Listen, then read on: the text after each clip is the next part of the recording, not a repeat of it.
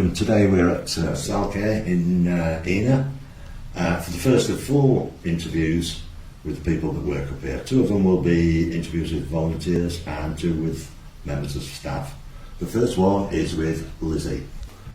So today I'm in Heanor with Lizzie Nugent, who is Salcare's Deputy Director, who's going to talk to us about Salcare, what it does, what it stands for, all that sort of thing. So welcome, Lizzie. Thank you for agreeing to do this. You're welcome. What does Salcare stand for? Is it an acronym? I know that Salcare originated from a vicar that was in Heanor. Him and another guy was given a settee, so that's how it started. The first premises were on Fletcher Street, right, and then we moved to this building in 1977. Right. When it started Salcare, it was just a furniture warehouse, so it's developed a lot over them 42 years. Right. So how long have you been with Salcare? I've been here 10 years. 10 years? Yeah. And what, just looking around, there's different things going on. Have you got a simple list in your mind of the services that you I mean, from me starting to present day, it's more now like a one-stop shop. We work with homeless people who are fleeing domestic violence, people who are in crisis around fuel and poverty.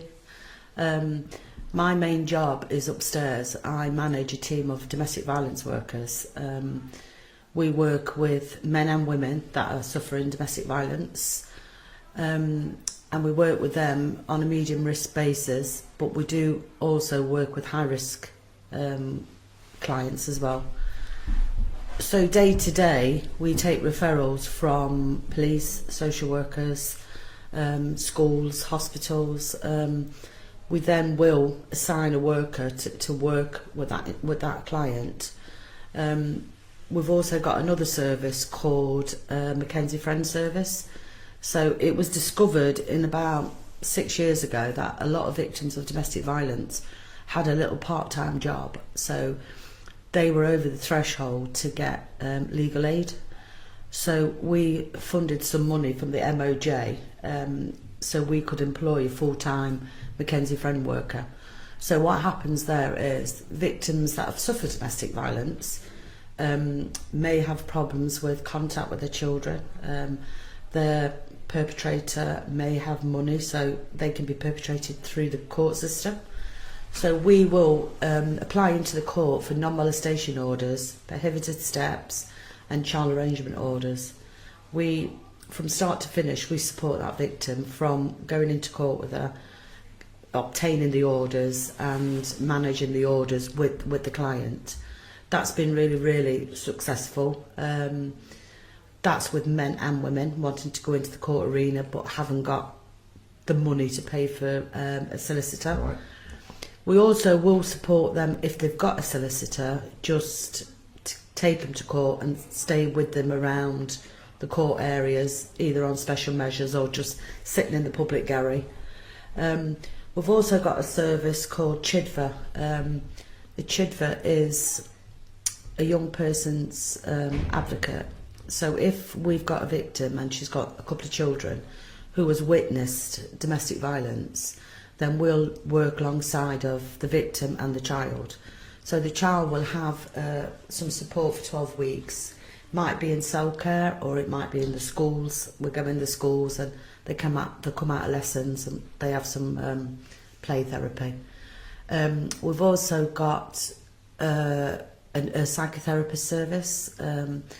She works with children again who have been subject to domestic violence.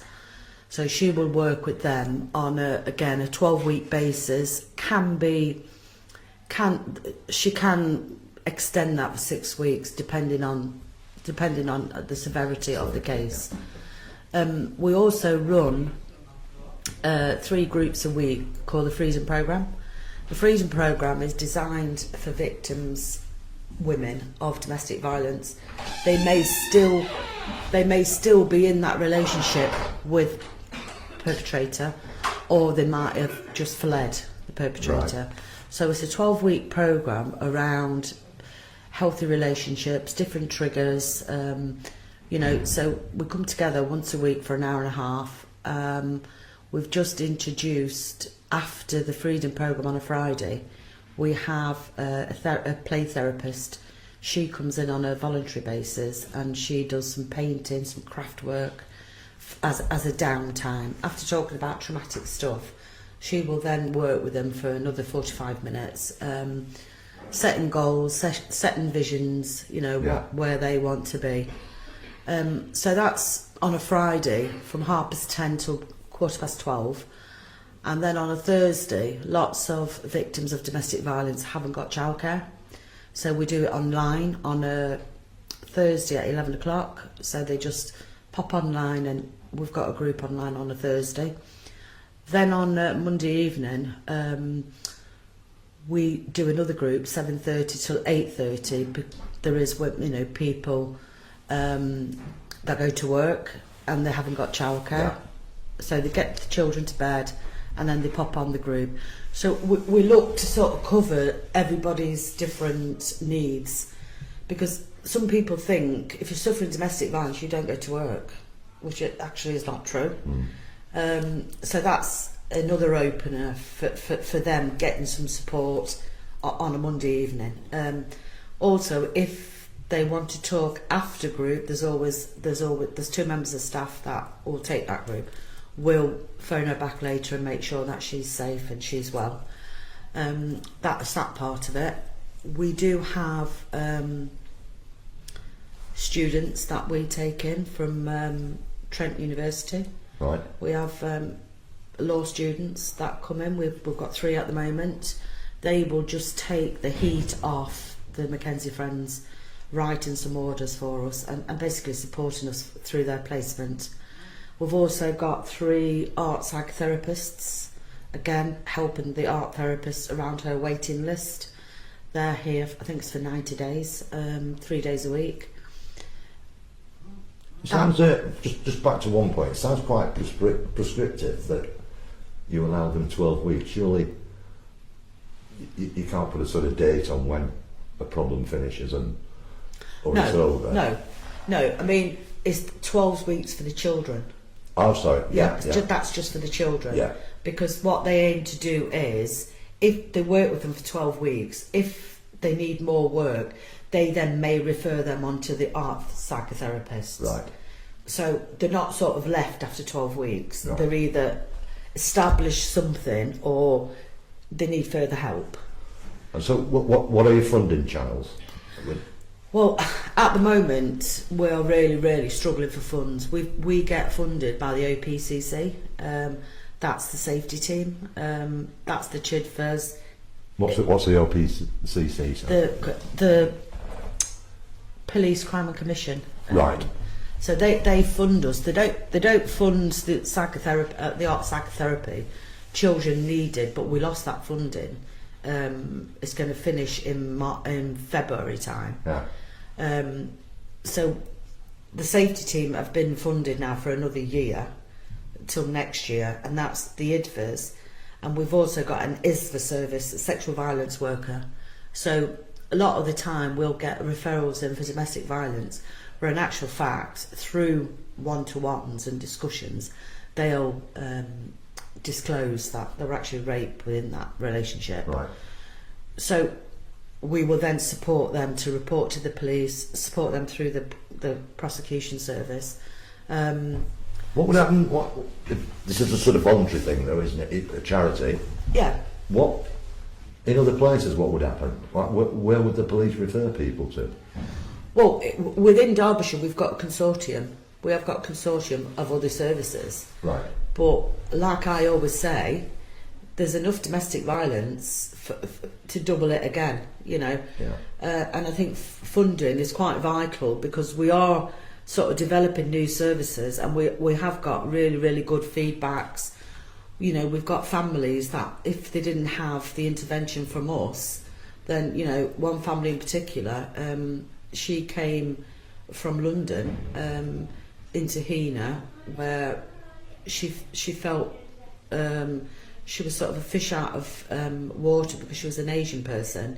She'd got 5 children, waiting for services to come involved to help her.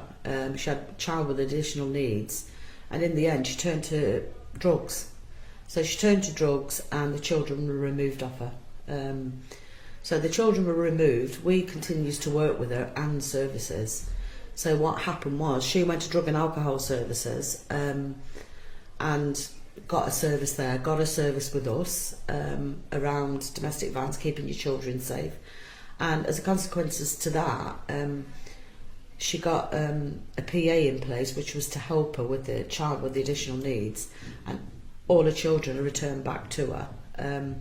I mean, it's took like 10 months, but she got that constant support from the food bank, from the furniture warehouse, from Salcare as a whole. So when people come into Salcare, you know, some people might come in for a food bank, but in actual fact, they want to see a face that they can tell. In actual fact, no, I do want... There's other things. I want other things. And a lot of our sort of referrals will come from downstairs when they've just come in.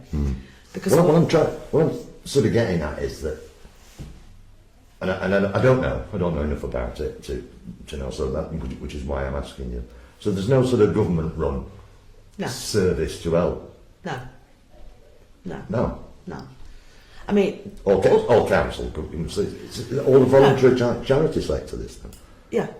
I mean, that's the bit upstairs. I mean, then we've got downstairs and we've got the charity shop, the community hub. Yeah. We've got the kitchen, furniture warehouse. We've been really, really lucky.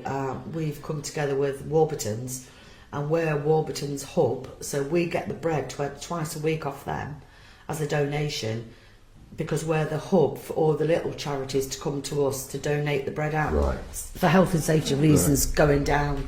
They were going to stop it completely, but I went forward and I said, look, we've got the van, we can go down, one person go down, we'll collect all the bread and they can come to us. You know, the schools, the charities that rely on that bread for food banks as well. No, I just thought probably quite naively that you know, help for domestic violence would come from the council or central government. Apparently not. No, OPCC. She has a budget. The new Cram Police Commissioner. Right.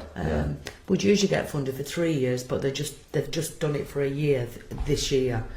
But we're all the time trying to fundraise. We're all the time looking for extra funds, and I think that's why having the volunteers is actually been a bit of a lifesaver to us as a business. Yeah.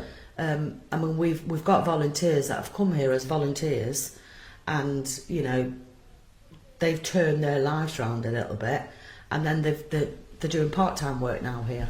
So we always try to encourage, if we've got any funding, if somebody's volunteered for us, we always tend to look after the volunteer, because I find I've trained a lot of IDVAs, I've trained a lot of ISVAs, and because it's charity and the rate of pay is absolutely doesn't compare with council, doesn't compare with other organisations.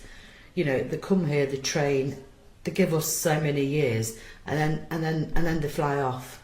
They fly off for bigger money, because that money, you know. And then, but there's always somebody else ready to step in to get that experience, because the experience they get here, I feel, the experience they get here is real life. You know, it's not just sitting in an office. You know, my workers could be called down to do a food bank. They could be called down to man the desk. We're all one team here, including the volunteers. Yeah. What area do you cover then? Amber Valley and Erewash. Right. I mean, I've had, you know, we've had people come in here out of area, and if they need, you know, come in and they need some advice there and then we're not going to say you're out of area. We do a drop-in every Monday, 10 till 12, with domestic violence. So anybody's got a problem, they can just drop in, have a coffee and have a chat. And on a Wednesday we've got another drop in, 10 till 12 for sexual violence.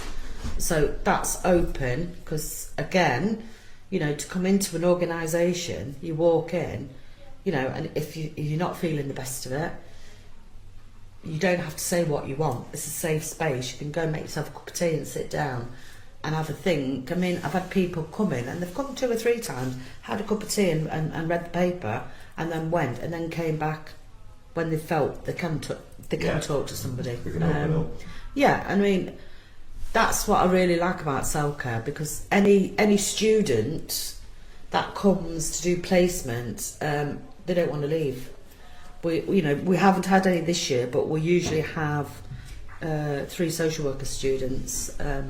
They will come in placements, and for me, I will say to them, you know, social care do a really good job. You know, sometimes it's a bit you're frustrated.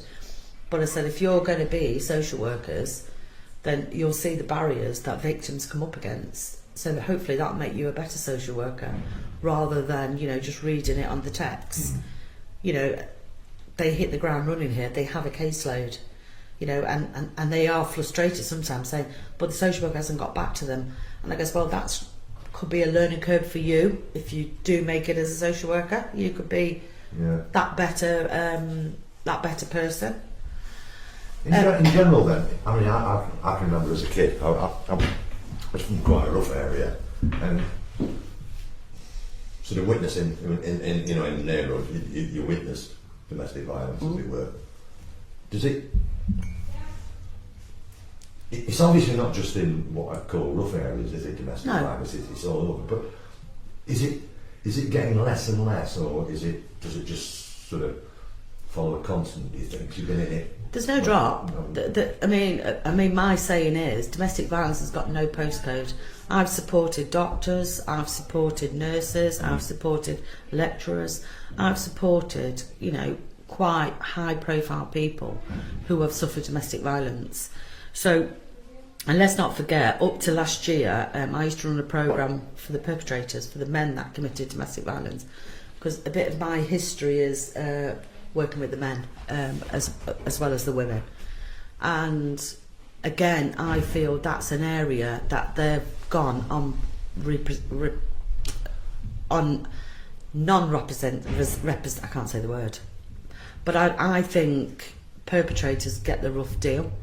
And yeah, I'd be probably shocked for saying this, but when you've worked with perpetrators and you hear their story, it doesn't give them grounds to perpetrate violence, but it's getting an understanding where they were when they perpetrated that violence.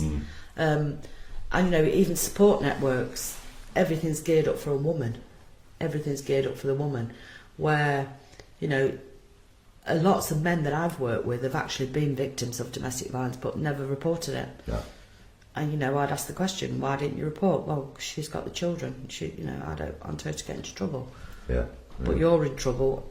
So there's loads of work to be done, I think, with men that perpetrate violence. Is there any truth in it that if you see it as a child, you're more likely to carry it out, do you think?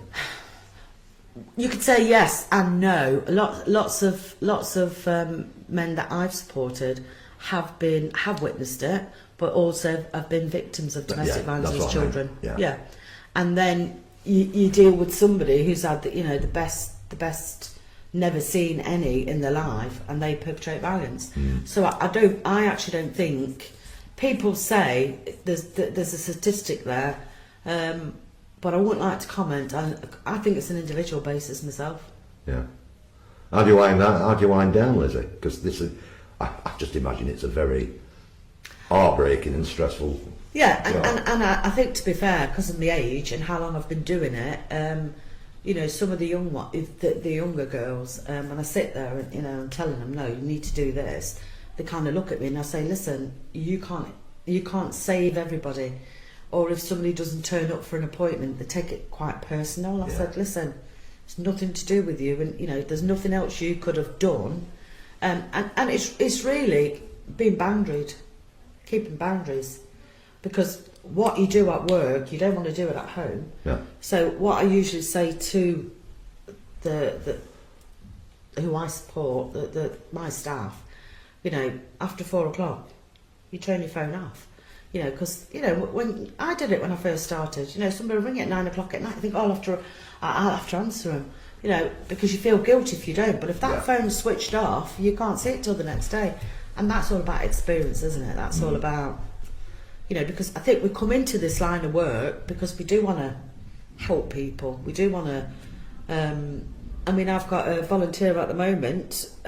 She's volunteered, for about 5-6 months now, and she's ready now to.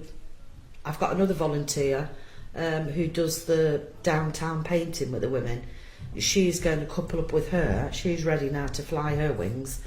So I think it's a drip effect, and I think all the volunteers we've got here, you know, we do take volunteers with additional needs sometimes.